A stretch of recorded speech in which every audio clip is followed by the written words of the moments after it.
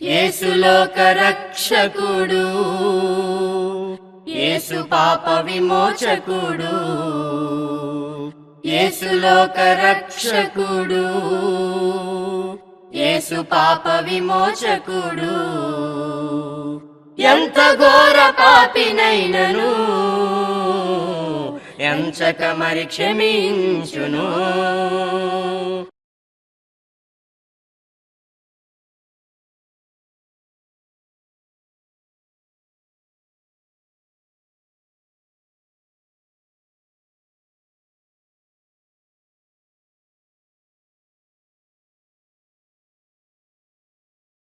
ప్రభునందు ప్రియమైనటువంటి ప్రియ సోదరి సహోదరులకు క్రీస్తు యేసు నామములో నా వందనాలు తెలియజేస్తున్నాను.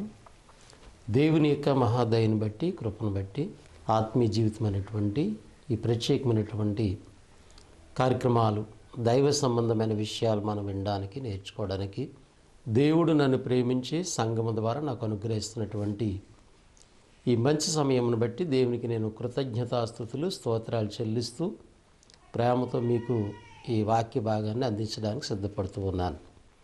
2వ అధ్యాయాన్ని మనం ఆలోచన చేసినట్లయితే, ప్రభునందు ప్రియులారా, పెంతుకోస్తు అనే పండుగ దినం వచ్చినప్పుడు అందరూ ఒక చోట కూడి ఉండిరి. 2వ అధ్యాయం మనకేం తెలియజేస్తుందంటే, పెంతుకోస్తు అనేటువంటి ఒక పండుగ దినం అండి. పరిశుద్ధ గ్రంథాన్ని మనం జాగ్రత్తగా పరిశీలన చేయాలి. అపోస్తలుల కార్యం 2వ అధ్యాయం 1వ వచనంలో ఏం చెప్పబడిందంటే, పెంతుకోస్తు అనేటువంటిది ఒక పండుగ దినము. కానీ ఈనాడు సంఘాలు చేశారు. పెంతుకోస్తు అనేటువంటిది ఒక పండుగ దినాన్ని తీసుకొచ్చి సంఘానికి పెట్టారు. అంటే వీళ్ళకి ఏం అర్థం కాలేదు.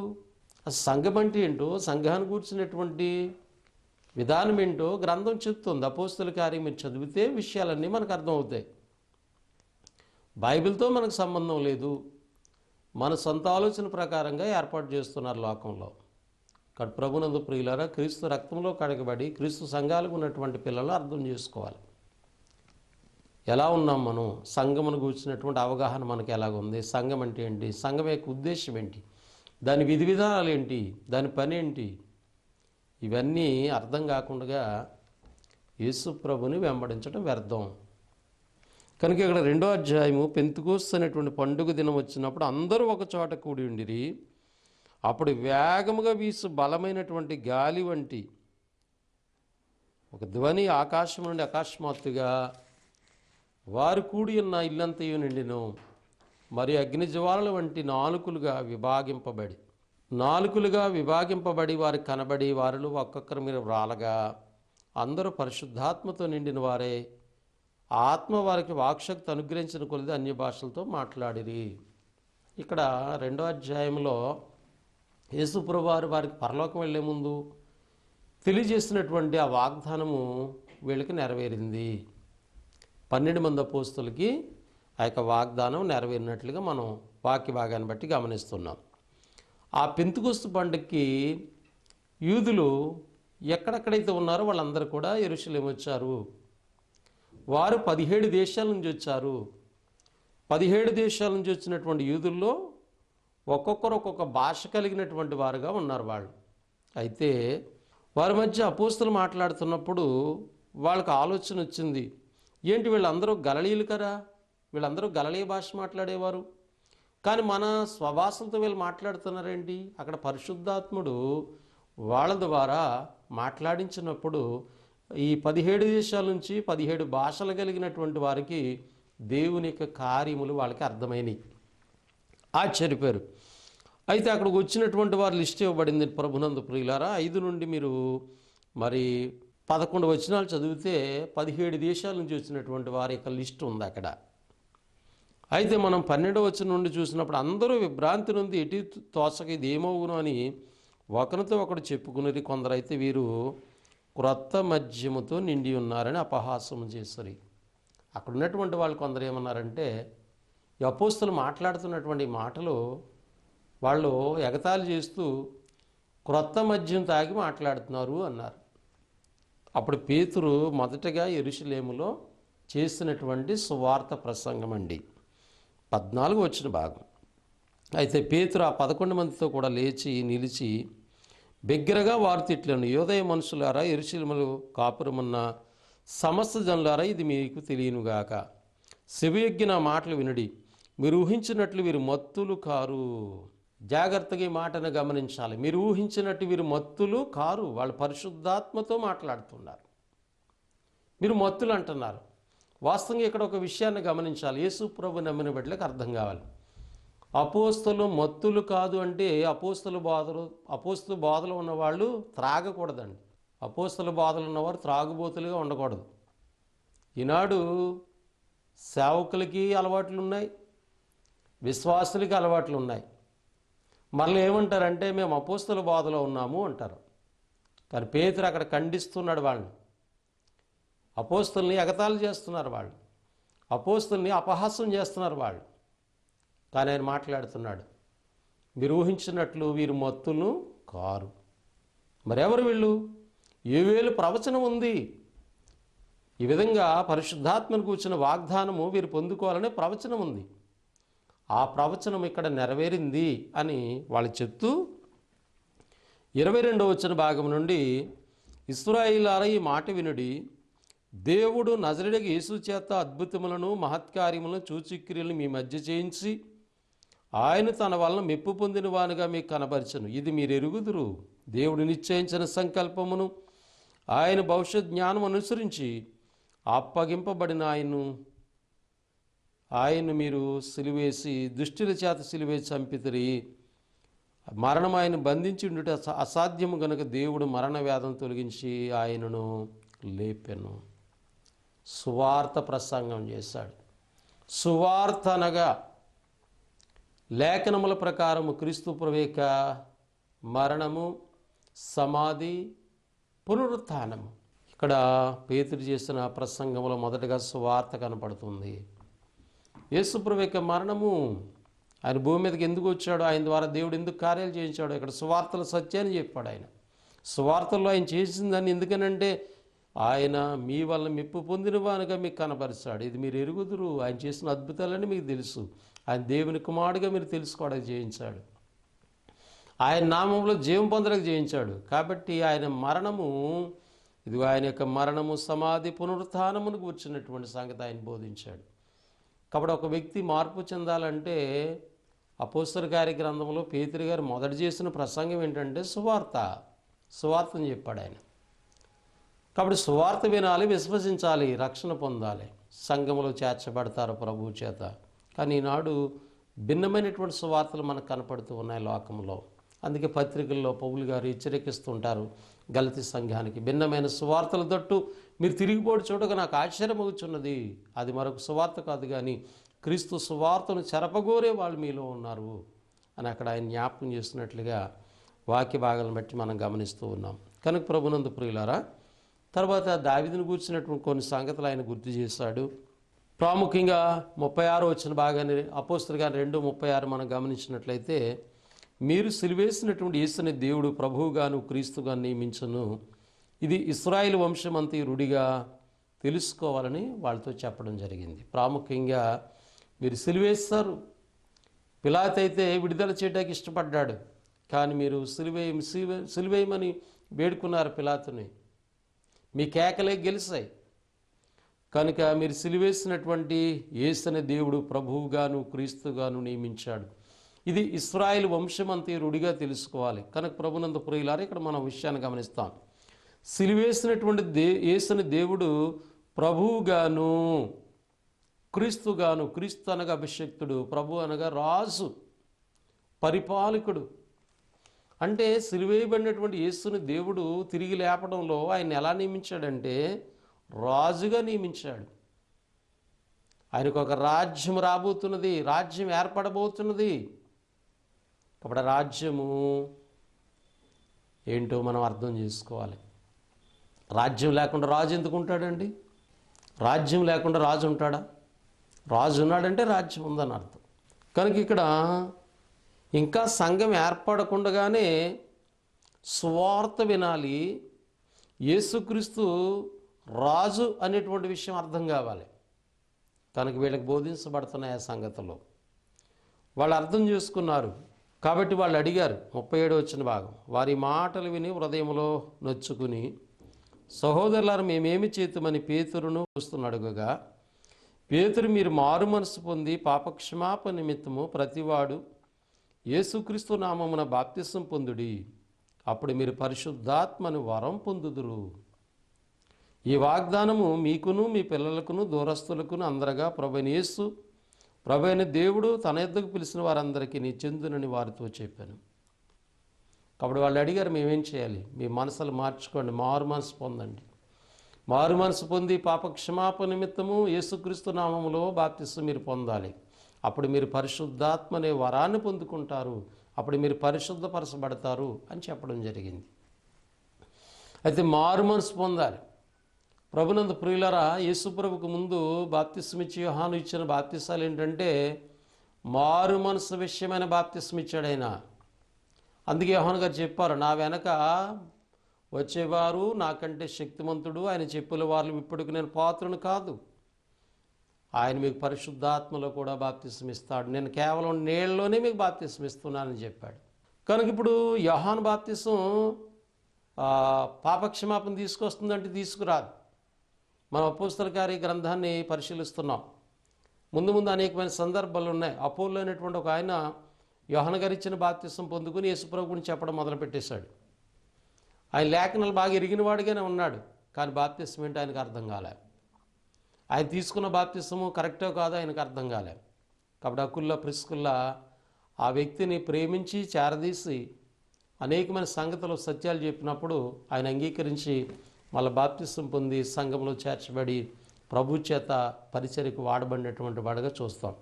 అంటే ఇక్కడ యోహాను గారు ఇచ్చిన బాప్తిసము పాపక్షమాపణ కొరకు కాదు, మారు మనసు విషయమైన బాప్తిసం. మరి యేసు ప్రభువులో పొందే బాప్తిసం ఏంటంటే పాపక్షమాపణ కొరకు. కనుక ఇక్కడ వాళ్ళకి చాలా వివరంగా ఈ విషయాలు బోధించబడ్డాయి. ఇంకా పరిశుద్ధాత్మను కూర్చున్నటువంటి వాగ్దానం ఉంది, అది మీకును మీ పిల్లలకు కూడా చెందుద్ది అన్నారు. ఎందుకు వాళ్ళ పిల్లల గురించి మాట్లాడాడు అక్కడ ఆయన? పిలాతు గారు, మేము విడుదల చేస్తున్నాను, నీతిమంతుల జోలికి వెళ్ళి పాపం వస్తుందాక అన్నప్పుడు వాళ్ళు అన్నారు, ఆ పాపం మా మీదను మా పిల్లల మీద ఉండునుగాక అన్నారు వాళ్ళు. ప్రభునందు ప్రియులారా, ఆలోచన చేయండి. సిలువేస్తే నీతిమంతుని సిలువేస్తే నాకు పాపం అంటే అది మీకు కాదు, మా మీద మా పిల్లల మీద. అందుకే ఆయన నీళ్లు తీసుకుని చేతులు కడిగేసుకున్నాడు.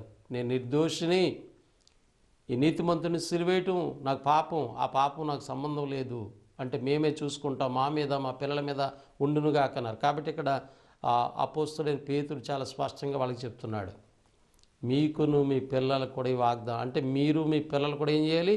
పాపక్షమాపణ కొరకు బాప్తిసం పొందాలి అని చెప్పబడింది. కాబట్టి ఈనాడు చాలామంది తల్లిదండ్రులు బాప్తిసాలు పొందుతున్నారు, పిల్లలు పొందట్లే. కాబట్టి నీ పిల్లలకు కూడా పాపక్షమాపణ అనేటువంటిది అవసరం.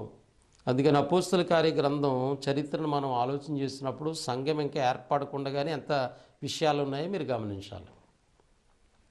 కాబట్టి బాప్తిసం పొందవలసిన వ్యక్తికి సువార్త వినాలి, యేసుక్రీస్తుని దేవుడు ఏ విధంగా నియమించాడనేటువంటిది అర్థం కావాలి, ఈ బాప్తిసం దేని కొరకు అనేటువంటిది అర్థం కావాలి.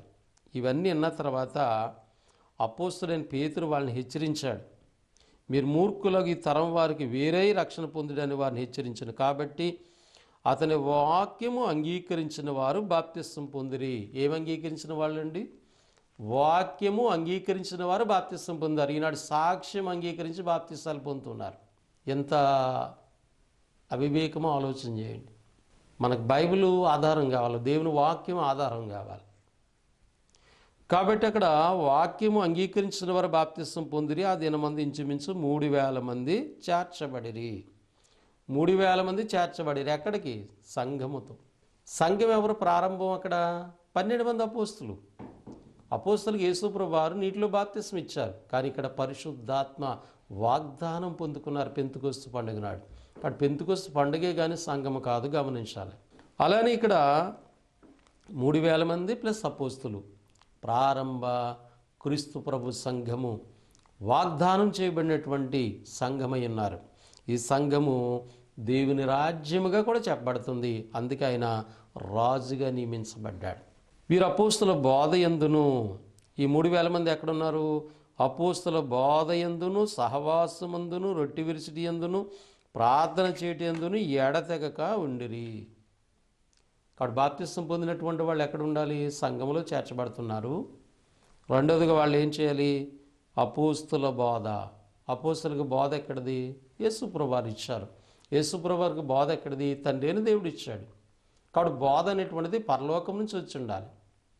బోధ పరలోక సంబంధమైనది ఉండాలి, బోధ ఈ లోక సంబంధమైనది. కాబట్టి మనుషులు కల్పించిన పద్ధతులు దైవోపదేశములుగా బోధించుకొని వ్యర్థంగా దేవుణ్ణి ఆరాధించేటువంటి స్థితిలో లోకం ఉంది. కనుక మనము సత్యసంగముగా సత్యమైనటువంటి బోధని సహవాసమును కలిగి ఉండాలి.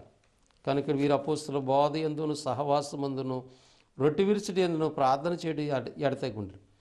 ఇలాగ ఎప్పుడైతే ఈ విధానం కొనసాగుతుందో అప్పుడు ప్రతివానికి భయము కలిగను. అంటే అపోస్తుల బోధలు ఉన్న వాళ్ళకి ఏం కలుగుతుందండి? భయం కలుగుతుంది. సహవాసం ఉన్న వాళ్ళకి ఏం కలుగుతుంది? భయము కలుగుతుంది. రొట్టె విరిసే వాళ్ళకి ఏం కలగాలి? భయము కలగాలి. ప్రార్థన చేసే వాళ్ళకి ఏం కలగాలి? భయం కలగాలి. కాబట్టి ఇవి ఈనాడు ఉన్నాయా? ఈనాడు దేవుణ్ణి నమ్ముకున్నాం, సంఘానికి వెళుతున్నాం, దేవుణ్ణి ఆరాధన చేస్తున్నాం అని చెప్పుకుంటున్నారు. భయం ఉంటుందా? కాబట్టి ప్రారంభ సంఘము రక్షణ పొందినటువంటి వారు ఎలా ఉన్నారు? వాళ్ళు బోధలు ఉన్నారు, సహవాసంలో ఉన్నారు, రొట్టె విరిసే కార్యక్రమం ఉన్నారు, ప్రార్థన చేసే కార్యక్రమం ఎడతెగకున్నారు. కాబట్టి వాళ్ళకి ఏం కలిగిందంటే భయము కలిగింది. మరియు అనేకమైన మహత్కార్యమును చూసి క్రియలను అపోస్తుల ద్వారా జరిగినాయి. ఇంకా ఈ సంఘాన్ని చూస్తున్నట్లయితే మనము విశ్వసించిన వారందరూ ఏకముగా కూడి తమకు కలిగినదంతా సమిష్టిగా ఉంచుకునిరి. వారు కలిగినటువంటి అంతా కూడా సమిష్టిగా ఉంచుకొని వారి అక్కర్ల కొలిది వాళ్ళు పంచిపెట్టుకున్నారండి.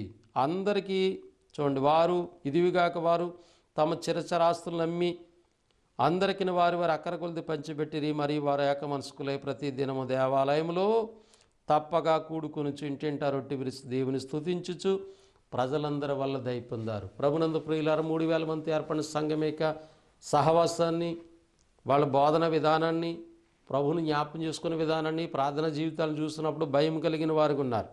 వారు కలిగినటువంటి వాటిని సమిష్టిగా ఉంచుకున్నారు. చరచరాస్తులు అమ్ముకున్నారు. ప్రతివాడి యొక్క అక్కర్లు తీర్చుకున్నారు. ఒకరికి ఎక్కువ ఒకరు తక్కువ లేకుండా సమానముగా కలిగినటువంటి వారు ఉన్నారు. అక్కర్లు తీర్చుకునేవారు ఉన్నారు సంఘము. ఇంకా వారు ఏక మనసు, ఒకే మనసు కలిగిన వారు ఉన్నారు. 1000 మంది సంఘము ఒకే మనసు కలిగిన వారు ఉన్నారు. వాళ్ళు ప్రతిరోజు కూడా తప్పకుండా కూడుకునేవారు. అంతేకాదు ప్రజలందరి వల్ల కూడా వాళ్ళు దయ పొందినటువంటి వారు ఉన్నారు. వారు ఆనందంతోనూ నిష్కాపటమైన హృదయం కలిగినటువంటి వారు ఉన్నారు. మరియు రక్షణ పొందుచున్న ప్రభువు రక్షణ పొందుచున్నవారిని అనుదినము కాబట్టి ఆ దినాల్లో ఇంకెవరైతే రక్షణ పొందుతున్నారో వారందరినీ ప్రభువారు సంఘముతో చేర్చినట్లుగా ఈ 2వ అధ్యాయం మనకు తెలియజేస్తుంది. కనుక ప్రభునందు ప్రియులారా, ఇప్పటికి మనము సంఘం ఏర్పడము, సంఘం ఏ విధంగా వాళ్ళు జీవించారు అనేటువంటి విషయాన్ని మనకి 2వ అధ్యాయంలో తెలియజేస్తుంది. కనుక ఈనాడు ఈ మాదిరి, ఈ నమూనా మనము కలిగి ఉన్నామా? అలా ఉంటే మనం ధన్యులము, నిత్య రాజ్యానికి మన వారసులు. అలా కాకుండా మానవుని యొక్క పద్ధతులు చెప్పిన మనం కొనసాగినట్లయితే మనం మోసపోయేటువంటి అవకాశం ఉంది. అపోస్తల కార్యగ్రంథం 3వ అధ్యాయాన్ని మనం పరిశీలన చేసినట్లయితే పేతురు యోహాను గారు ఒక దేవాలయానికి వెళ్ళడం, అక్కడ ఒక పుట్టినది మొదలు కృంటివాడు భిక్షం అడుక్కునేవాడు వారి వైపు చూసినప్పుడు వారు వెండి బంగారం కాదు కానీ నాకు కలిగినటువంటిది నజరేయుడైన యేసు నామమున నడవమని చెప్పినప్పుడు ఆ వ్యక్తి నడుస్తాడు.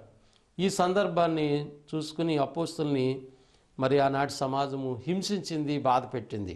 అయితే పేతురు యేసు ప్రభువారు ఎంత గొప్ప దేవుడో, దేవుని యొక్క ఉద్దేశం ఏంటో, పిలాతు ఆయన విడిపిస్తామంటే మీరు ఎలాగా ఆయన్ని సిలువే చంపారో, అయినప్పుడు కూడా మీరు తెలియకి అన్నీ చేశారని తెలుసు. దేవుడు నిర్ణయించిన నిర్ణయాన్ని బట్టి మీరు మార్పు చెందండి. దేవుడు అనాది నుండి కూడా ఆయన యొక్క ప్రవక్తల ద్వారా చెప్పాడు, మోషే ద్వారా కూడా చెప్పాడు, ఇదిగో నా వంటి ఒక ప్రవక్తను మీ సహోదరులను మీ కొరకు పుట్టిస్తాను, ఆయన మీతో ఏమైతే చెప్తాడో ఆయన మాట వినండి, ఆయన మాట విననివాడు సర్వనాశనం అయిపోతాడు అనేటువంటి సత్యాన్ని చెప్పడం జరిగింది. 4వ అధ్యాయాన్ని మనం పరిశీలన చేస్తున్నాం. ఇంకా వారు ప్రజలతో మాట్లాడుచుండగా యాజకులను, దేవాలయ అధిపతులు, సద్దూకైలను వారి ప్రజలకు బోధించట యేసును బట్టి మృతుల్లోండి పునరుత్థానం కలిగినని ప్రకటించడం చూసి కలవరపడి వారి మీదకు వచ్చి వారిని బలాత్కారంగా పట్టుకున్నారు. సాయంకాలమైనందు సరసాల్లో వేశారు పేతురు యోహానుని. అయితే వాక్యం వినిన వారిలో అనేక మంది వారిలో నమ్మిరి. వారిలో పురుషుల సంఖ్య 5,000 మంది. ప్రభునందు ప్రియులారా, 3,000 మంది ప్రారంభం, తర్వాత అనేక మంది చేర్చబడ్డారు, అనుదినము చేర్చబడ్డారు. తర్వాత 4వ అధ్యాయంలోకి మనకి ఏం చెప్పబడుతుందంటే 4వ వచ్చిన భాగంలో పురుషుల సంఖ్య మాత్రమే చెప్పాడు. ఇక్కడ 5,000 మంది సంఘములో చేర్చబడినట్లుగా మనం చూస్తున్నాం. స్త్రీలను చెప్పట్లే, కేవలం పురుషులను లెక్కెడుతున్నారు ఇక్కడ. అంటే వేల కొలదిగా సంఘము అనేటువంటిది విస్తరణ జరుగుతున్నది, సువార్త పని జరుగుతున్నది. అపోస్తులు హింసింపబడుతున్నారు, బాధ పెట్టబడుతున్నారు. అయినప్పటికీ కూడా వారు యేసు ప్రభువును గూర్చినటువంటి సంగతులు ప్రకటించడం మానట్లేదు. కాబట్టి పేతురు యోహానుని వాళ్ళు పరిశీలించినప్పుడు వాళ్ళు అర్థమైంది. కాబట్టి వాళ్ళు చాలా స్పష్టంగా చెప్పారు అన్నాడు సమాజానికి. 4వ అధ్యాయం 12వ వచ్చిన భాగంలో, మరియు ఎవని వలన రక్షణ కలుగుదు, ఈ నామమునే మనము రక్షణ పొందవలను కానీ ఆకాశము క్రింద ఇవ్వబడిన మనుషులు ఇవ్వబడిన మరి ఏ నామమున రక్షణ పొందలేమనను. కాబట్టి భూమి క్రింద మానవ నామములో ఉన్నటువంటి ఏ మానవుడి ద్వారా రక్షణ కలగదు. అందుకని కొరింథీలో ఉన్నటువంటి సంఘంలో ఒక సమస్య వచ్చింది. ప్రభునందు ప్రియులారా, 1 కొరింథీ 10:10-13 వచనాలు చూసినప్పుడు కొరింథీ సంఘానికి పౌలు గారు అక్కడ వివరణ ఇస్తారు. ఏంటి ఆ సమస్య అంటే, అక్కడ కొరింథీ సంఘంలో ప్రభువు నమ్మినటువంటి వారు మరి గ్రూపులు అయిపోయారు. వాళ్ళు ఎట్లా గ్రూపులు అయ్యారంటే, వాళ్ళు పేతురు వాడని, పౌలు వాడని, అలాగ అపోల్లో వాడని, క్రీస్తు వారని 4 భాగాలకు వాళ్ళు కనపడ్డారు. అప్పుడు పౌలు వాళ్ళని హెచ్చరించారు. ఇదేంటి నాయన, క్రీస్తు విభజించబడి ఉన్నాడా? పౌలు మీ కొరకు సిలువేయబడ్డారా?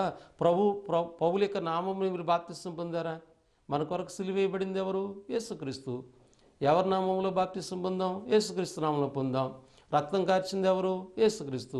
మరి నువ్వు ఎవరి సంబంధంగా ఉండాలి? యేసుక్రీస్తు సంబంధంగా. మరి పౌలు నామంలో ఎందుకు నువ్వు గ్రూప్గా ఉంటున్నావని పౌలు అక్కడ వాళ్ళని హెచ్చరించాడండి, ఖండించాడండి, బుద్ధి చెప్పాడండి.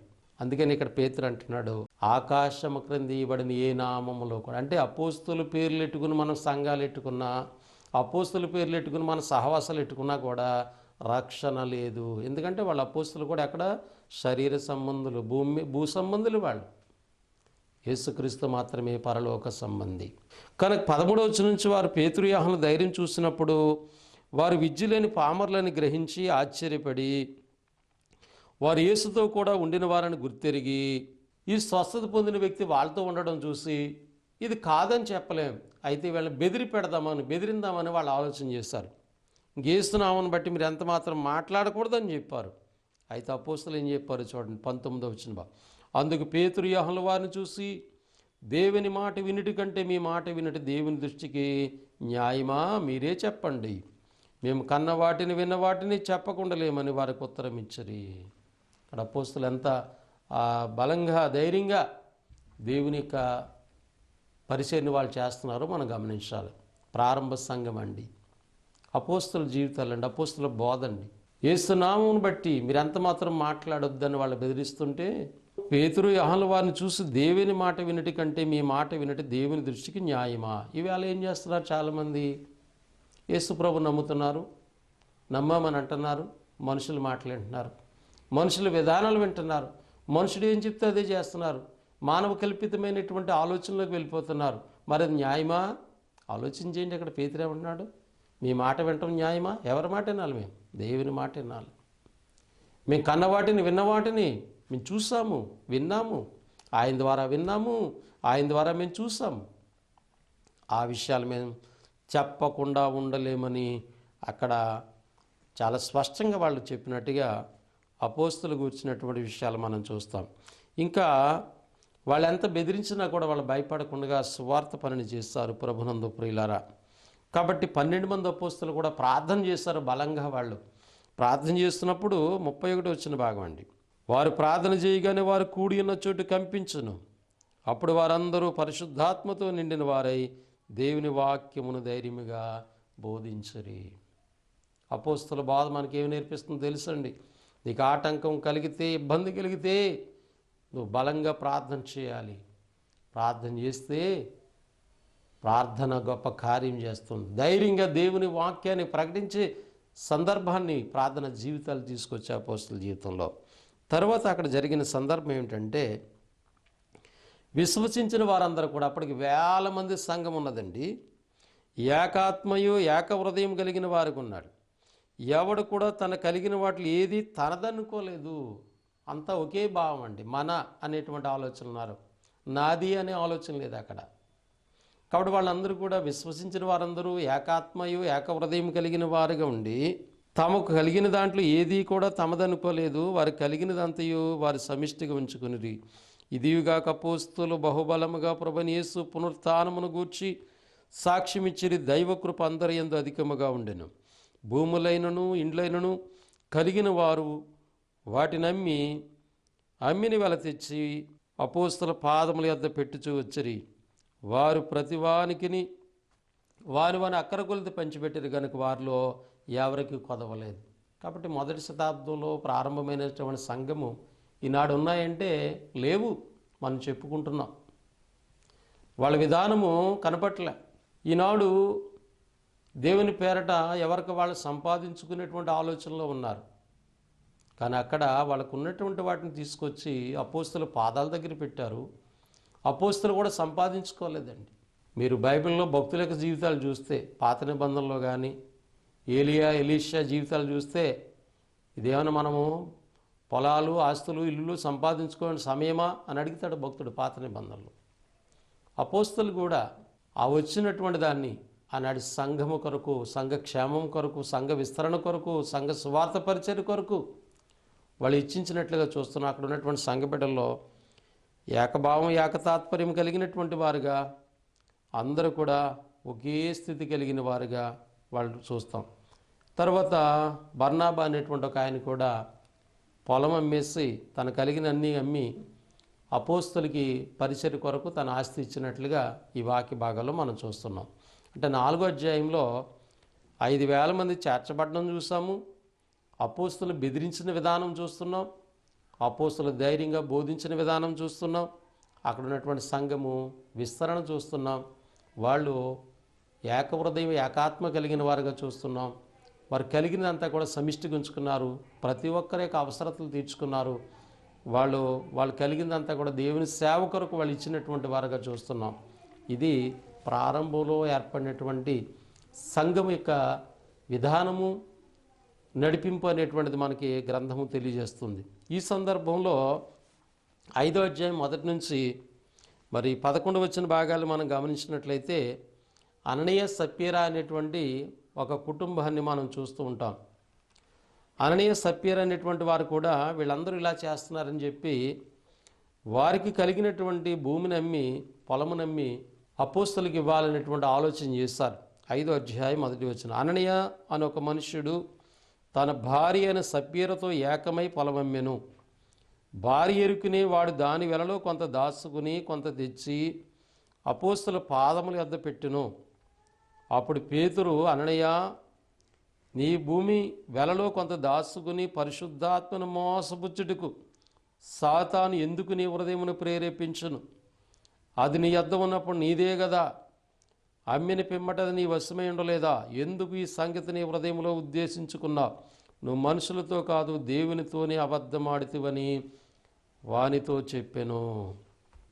ప్రభునందు ప్రియులారు, ఇక్కడ అననీయ సప్పీరా అనేటువంటి ఒక కుటుంబము వారికి ఉన్నటువంటి పొలాన్ని అమ్మి అందరూ ఇలా చేస్తున్నారు కదా, మనము చేద్దాం అనుకున్నారు. కానీ వారిలో ఒక చెడు ఆలోచన వచ్చింది. వారిలో ఒక సాతానిక ఆలోచన వచ్చింది. ఏంటంటే, అమ్మిన వెలలో కొంత దాచుకోవాలి, అంతా ఇవ్వకూడదు, కొంత దాచుకోవాలి అని భార్య ఎరుకునే గమనించాలి. ప్రభునందు ప్రియులారా, ఒకవేళ భర్త తప్పు చేస్తే భార్య ఏం చేయాలంటే సరి చేయాలి. కానీ ఇక్కడ భార్య కూడా ఏం చేస్తుంది? ఏకీభించింది తను చేస్తున్న తప్పుకి. దేవుడు వాళ్ళని ఇమ్మల్లే, వారికి వారే ఇష్టపడి ఇవ్వాలనుకున్నారు. ఇవ్వాలనుకున్న వాళ్ళు దేవునికి ఇవ్వాలి లేదా మానేయాలి. కానీ ఇక్కడ 2 తప్పులు వాళ్ళు చేశారని పేతురు బోధలో మనకు తెలుస్తుంది. ఒకటి, పరిశుద్ధాత్మను మోసపుచ్చడానికి సాతాను చేత వాళ్ళు ప్రేరేపించబడ్డారు.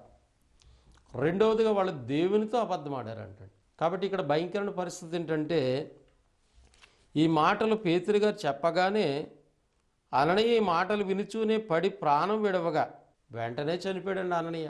అయితే వినివారందరికీ మిగిలి భయం కలిగింది. అప్పుడు పడుసువారు లేచి వారిని బట్టతో చుట్టి మోసుకుని పోయి పాతిపెట్టిరి. ఈ మాట చాలా ఈజీగా ఉంది, కానీ ఒక సంగతి ఏంటంటే ప్రభునందు ప్రియులారా, అననీయ అనగా తన భర్త చనిపోయిన సంగతి భార్యకి తెలియలే. 3 గంటల తర్వాత వచ్చింది ఆవిడ. అంటే ఈ 3 గంటల్లో ఏం జరిగిపోయింది? అననీయ చనిపోవడం, తీసుకెళ్ళి పాతిపెట్టేయటం. ఎందుకు ఇంత జరిగిందంటే దేవుని యొక్క ఉగ్రత. కారణం ఏంటి? వాళ్ళు దేవునితో అబద్ధమాడారు, పరిశుద్ధాత్మను మోసపుచ్చారు, సాతాను చేత ప్రేరేపించబడ్డారు ఇద్దరు కూడా. పేతురు అడిగినప్పుడు తప్పితను ఒప్పుకుంటే సరిపోయాను, ఎంతకేనంటే ఎంతకే అన్నారు. తర్వాత 3 గంటల తర్వాత 3 గంటల చేపటికి వాని భార్య జరిగినది ఎరుగుకు లోపలికి వచ్చి, అప్పుడు పేతురు మీరు ఆ భూమిని ఇంతకే అమ్మితురా, నాతో చెప్పమని ఆమెను అడిగాను. అందుకు ఆమె అవును ఇంతకే అమ్మిత. అందుకు పేతురు, ప్రభు యొక్క ఆత్మను శోధించుటకు మీరెందుకు ఏకీపించుతురి? దేవుని ఆత్మను శోధిస్తున్నారు వాళ్ళు. ఇదిగో నీ పెనిమిటి పాతి పెట్టిన వారి పాదములు వాకటే ఉన్నాయి, వారు నిన్ను మోసుకుపోదురని ఆమెతో చెప్పును. వెంటనే ఆమె అతని పాదముల యొద్ద పడి ప్రాణం విడిచెను. ఆ పడిసవారు లోపలికి వచ్చి ఆమె చనిపోయిన చూసి ఆమెను మోసుకుని పోయి ఆమె పెనిమిటి యొద్ద పాతిపెట్టిరి. ఈ సంగతి మామూలు విషయం కాదండి ప్రభునందు ప్రియులారా. భర్త చనిపోతే భార్య చూడకుండగానే తీసుకెళ్ళి పాతి పెట్టేశారు అక్కడ. ఎందుకు ఇలా జరిగింది? వాస్తవంగా మీరు గమనించండి. మన జీవితాల్లో, కుటుంబాల్లో ఎవరైనా ఒక వ్యక్తి చనిపోతే ఇంకెవరైనా చూడలేమని కొన్ని సమయాలు, కొన్ని రోజులు మనం ఆగుతాం చూసుకోవాలని. కానీ ఇక్కడ అననీయ సప్యర చేస్తున్నటువంటి దేవునితో అబద్ధమాడడం, దేవుని ఆత్మను శోధించటం, పరిశుద్ధాత్మను మోసపుచ్చే కార్యక్రమం చేశారు వాళ్ళు. సాతాను చేత వాళ్ళు ప్రేరేపించబడ్డారు. సాతాను వాళ్ళ యొక్క హృదయాన్ని మోసం చేసింది. వెంటనే శిక్ష, చాలా భయంకరమైన శిక్ష మొదటి శతాబ్ద కాలంలో సంఘంలో. కాబట్టి ఇక్కడ తన భర్తను చూడకుండగానే భార్య తన భర్తను చూడకుండా పాతి పెట్టడం జరిగింది.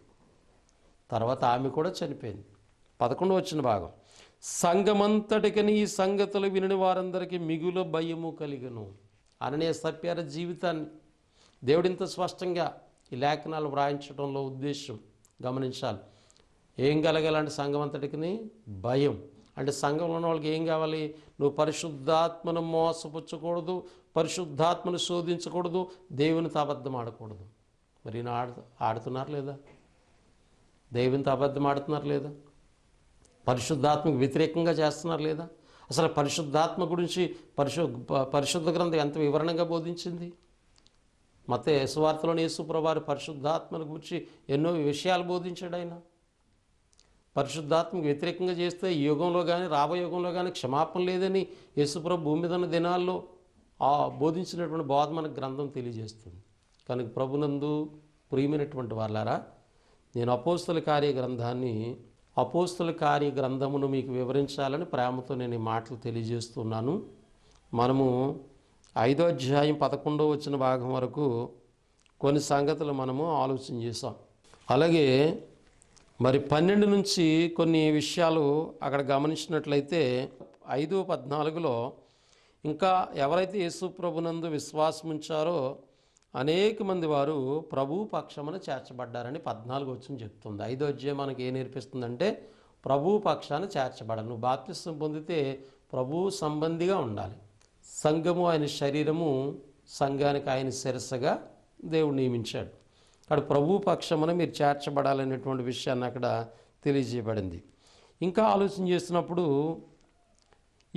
ఈ సంగతుల్ని పరిచయం చూసినటువంటి యూదులు వారిని బాధ పెట్టాలని మళ్ళా యూదులందరూ కూడా మత్సరంతో నిండుకొని సద్దూకాయలు, ప్రధాన యాజకులు, అతనితో ఉన్న వారందరూ లేచి మత్సరంతో నిండుకుని అపోస్తులను బలాత్కారంగా పేతురు యోహాను పట్టుకుని మరి చెరసాల్లో వేయటం, తర్వాత వాళ్ళని తీసుకొచ్చి మహాసభ ఎదుటి వాళ్ళని కూర్చోబెడతారు.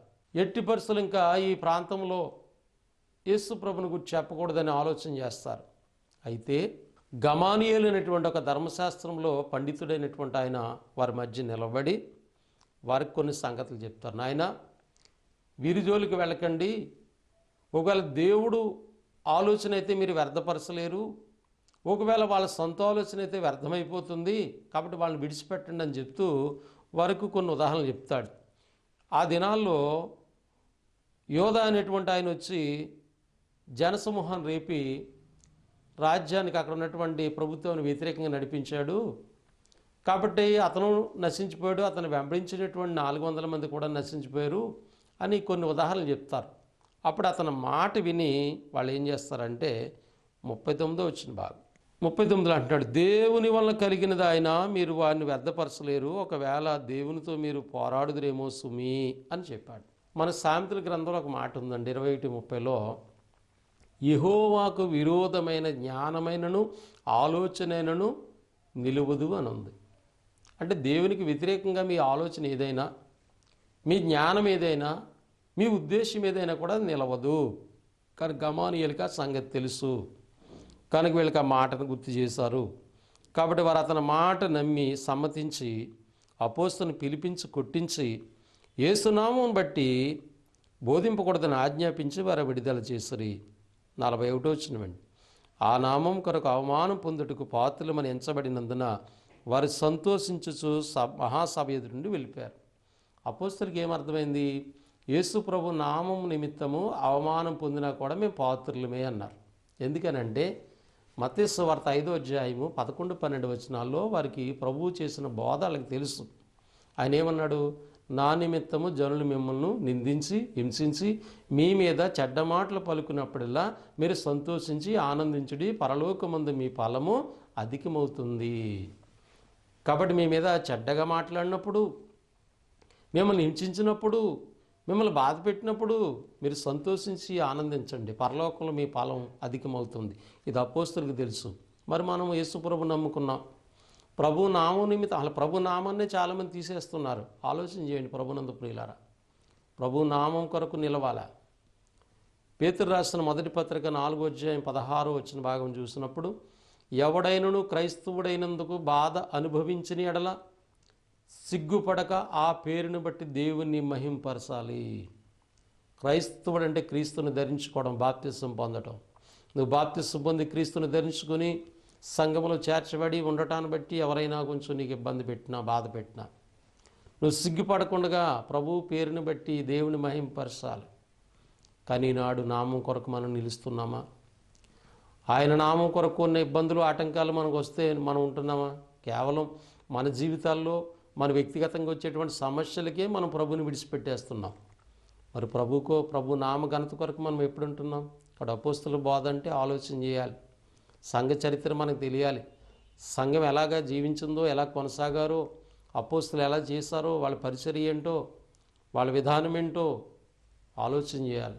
ఇవేమీ లేకుండా కేవలం నమ్ముకున్నాం, వస్తాం, వెళ్ళిపోతాం అని మనం ఆలోచన చేస్తే మనము నష్టపోతామండి ప్రభునందు ప్రియులారా. కనుక యేసు ప్రభు నమ్మినటువంటి బిడ్డలకి అపోస్తల కార్య గ్రంథం నేర్చుకోవాలి, తెలుసుకోవాలి. అక్కడ ప్రేమతో నేను ఈ విషయాన్ని చెప్పడానికి ఇష్టపడుతూ ఉన్నాను.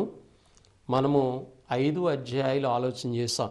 దేవుని చిత్తమైతే మరొక సందర్భంలో మిగతా అధ్యాయాలను ఆలోచన చేయడానికి గమనిద్దాం. కాబట్టి ఒక్కొక్క అధ్యాయంలో మనం ఒక్కొక్క విషయాన్ని నేర్చుకుంటున్నాం. మనం నేర్చుకున్న సంగతిని విడిచిపెట్టకుండా వాటిని అనుసరించి ఆ ప్రకారంగా జీవిందాము. దేవుని ప్రేమకు పాత్రలుగా ఉందాం. ప్రభు కొరకు, ఆయన నామ ఘనత కొరకు జీవిందాం. దేవుడి మాటలు మనందరి హృదయాల్లో ఫలింపచేయునుగాక. ఆమేన్. వందనములు. పరిశుద్ధులైన మా తండ్రి, ప్రేమగల ఆయన, నీకు కృతజ్ఞతలు. ఇంతవరకు నీ మహాదయను బట్టి, కృపను బట్టి, ఆత్మీయ జీవితం అనే టీవీ పరిచర్య ద్వారా అపోస్తల కార్య గ్రంథం సంఘమును గూర్చిన దాని పనిని గూర్చి, సంఘ విధానం గూర్చి తెలుసుకున్నట్టుకు, వివరించడానికి, విన్నవారు అర్థం చేసుకున్నట్టుకు, వాటి ప్రకారంగా జీవించుటకు సహాయం చేయండి. నన్ను ప్రోత్సహించిన మా స్థానిక సంఘము సహకారం దీవించండి. టీవీ పరిచయ నిమిత్తము సహకరిస్తున్న బిడ్డలను దీవించండి. అలాగేనైనా మమ్మల్ని పరిపాలించిన నాయకులు, అధికారులు, మా దేశ రాష్ట్ర ప్రజలందరినీ జ్ఞాపకం చేసుకోండి. సంఘ చరిత్రను బట్టి ప్రతి ఒక్కరు కూడా మీకు ఇష్టమైన బిడ్డలుగా ఉండటానికి, వారి యొక్క విధానాలని మీకు అనుకూలంగా మార్చుకున్నట్టుకు సహాయం చేయమని ప్రార్థిస్తూ యేసుక్రీస్తు నామములో ప్రార్థన అడిగి వేడుకొంచున్నాము తండ్రి. ఆమేన్. వందనములు. దేవుడు మిమ్మల్ని మీ కుటుంబాలను దీవించి ఆశీర్వదించునుగాక. ఆమేన్.